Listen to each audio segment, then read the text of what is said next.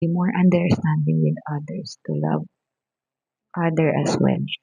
Kasi we as a Christian, madali tayong mag-love ng kapwa natin Christian. Madali tayong lumapit or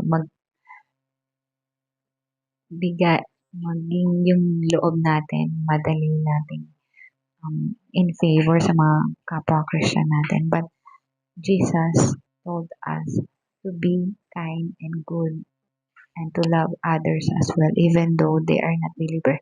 Maybe yung time na yon, ikaw pala yung mag-share ng word of God. Maybe yung tao na to na non-believer na makikita niya sa yon na si Jesus Christ is patient, is loving, is kind.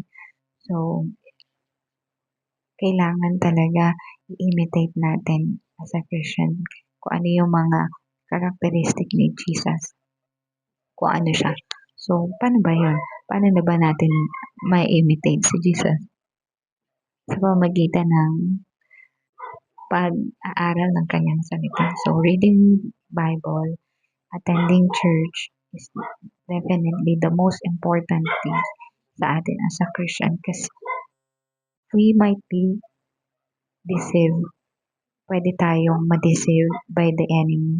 But if we have the gear of, if we have the armor of God, the helmet of salvation, the sword, the word of God, we can be sure na we can conquer, we can fight, and we can survive, or we can fight the enemy's lies, and we can continue living in this world na mas payapa because we have a Father in heaven.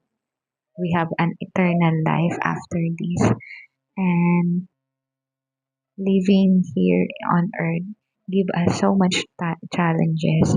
Daming challenges, ang daming difficulties, ang daming trials, hard times, sufferings. But then, sabi nga ng Lord, patuloy tayong maniwala sa Kanya kasi hindi niya tayo pababayaan.